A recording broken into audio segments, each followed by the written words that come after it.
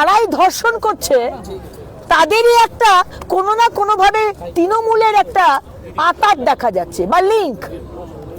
ঈদে সে নিজেই নেতা, আর নয়তো সে কর্মী, নয়তো তার সাপোর্ট আছে। আপনি কি এরকম ছুট দিয়ে রেখেছেন মুখ্যমন্ত্রী যে ইলিগাল যা কিছু ব্যবসা করতে পারো, বোমের কারখানা, গাছ কাটা, গরু স্মাগলিং, ফেন্সিডিল, কাফ সিরাপ ব্যবসা করা, পাথর বালি কয়লা তো আছেই, আর তার সঙ্গে সঙ্গে যদি রেপ করো তাতেও কোনো অসুবিধা নেই, এরকম কি দিয়ে রেখেছেন ছুট? নমস্কার বন্ধুরা, আমার নাম ধ্রুবজ্যোতি সরকার। মমতা ব্যানার্জির শাসনে বাংলায় শিশু থেকে বৃদ্ধা কেউই সুরক্ষিত নয়। মমতার দলদাস পুলিশ সব ক্ষেত্রে অপরাধীদের আড়াল করতে ব্যস্ত। তৃণমূল দ্বারা পরিচালিত এই রাজ্যে এখন ধর্ষণ থেকে শ্লীলতাহানির ঘটনা খুব সাধারণ ব্যাপার হয়ে দাঁড়িয়েছে। বাংলার নারীদের সুরক্ষার স্বার্থে মমতা ব্যানার্জিও কোনো পদক্ষেপ নেয়নি। মুখ্যমন্ত্রী হিসাবে সম্পূর্ণভাবে ব্যর্থ মমতা।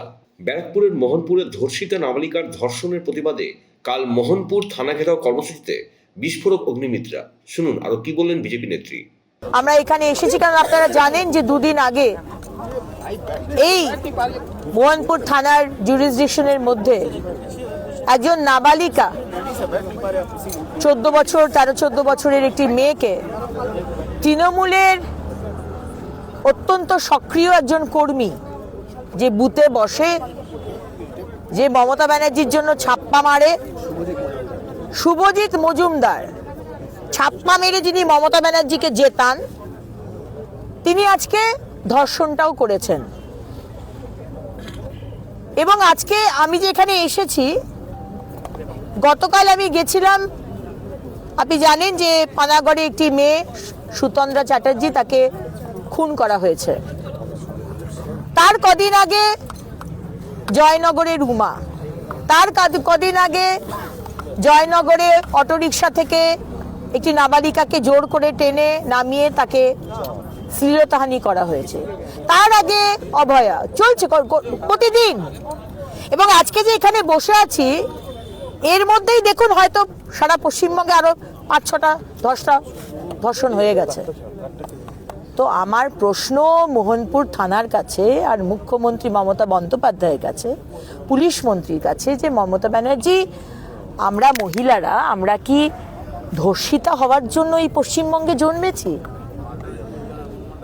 আপনার আমাদের ট্যাক্স পেয়ারের টাকায়, যার মধ্যে 50% মহিলা, আমাদের টাকায় আপনার সরকার চলছে, আপনার পুলিশ চলছে। এই পুলিশদের মাইনে হয় আমাদের ট্যাক্স পেয়ারের টাকায়।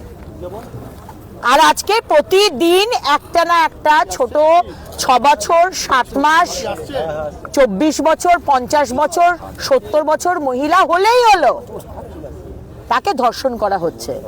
আমার প্রশ্ন, মোহনপুর থানাতে যেখানে এই মেয়েটিকে ধর্ষণ করা হয়েছে, সেটা একজন জনবহুল এলাকা, কোনো ফাঁকা এলাকা নয়।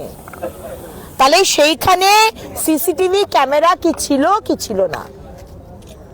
আজকে কেন্দ্র সরকার টাকা দিচ্ছে মহিলাদের সুরক্ষার জন্য, যাতে একটা হেল্পলাইন নাম্বার হয়, সিসিটিভি ক্যামেরা হয়, আলাদা টাস্ক ফোর্স বানানো হয়, স্পেশাল ফাস্ট ট্র্যাক কোর্ট বানানো হয়, কিন্তু কিছু হচ্ছে না। তাহলে আমি মুখ্যমন্ত্রীর কাছে এবং এই মোহনপুর থানার কাছে, যারা সিজার লিস্ট অবধি তারা দেয়নি, কেন এরকম কেন যে সবসময়তে ধর্ষণ হলে, মহিলাদের অত্যাচার হলে, খুন হলে মুখ্যমন্ত্রী আপনার পুলিশ ঝাঁপিয়ে পড়ে কি করে সেটাকে ঢাকা দেবে? যে ধর্ষণ করলো, যে খুন করলো, তাদের ধরার আপনাদের কোনো ইন্টেনশন নেই। প্রথমে হচ্ছে কি করে কেসটাকে ধামাচাপা দেওয়া যায়, কেন এই বিষয়টা কেন?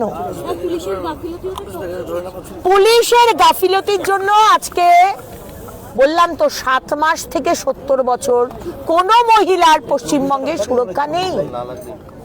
7 মাসের একটি শিশু ফুটপাতে তার বাবা মার সাথে ঘুমাচ্ছিল, দুর্ভাগা, অভাগা। এই সরকার যাদের বাড়ি দিতে পারেনি, মোদিজি বাড়ির টাকা পাঠাচ্ছেন, কিন্তু আজকে মানুষকে ফুটপাতে শুয়ে থাকতে হয়। সেই রকম এক অভাগা পরিবারের 7 মাসের একটি শিশুকে তুলে নিয়ে গিয়ে ধর্ষণ করেছে।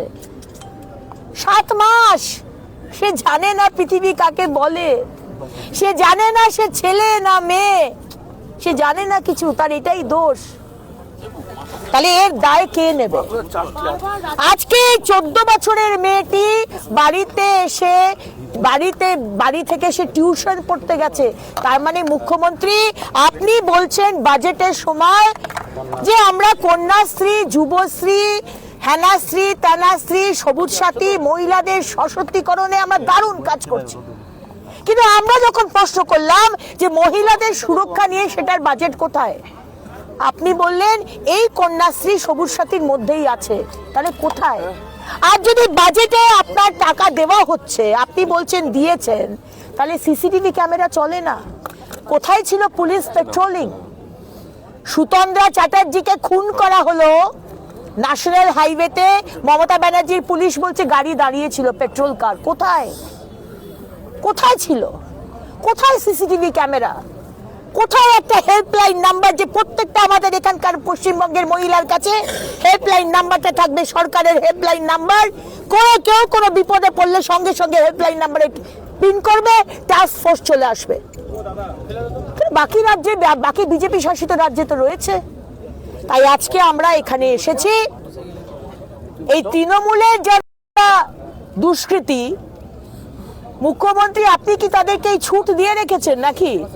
বন্ধুরা, ভিডিওটি ভালো লাগলে দয়া করে লাইক শেয়ার করে দেবেন, আমাদের পেজটা ফলো করে নেবেন, আর আপনার মতামত কমেন্ট করে অবশ্যই জানান। ধন্যবাদ।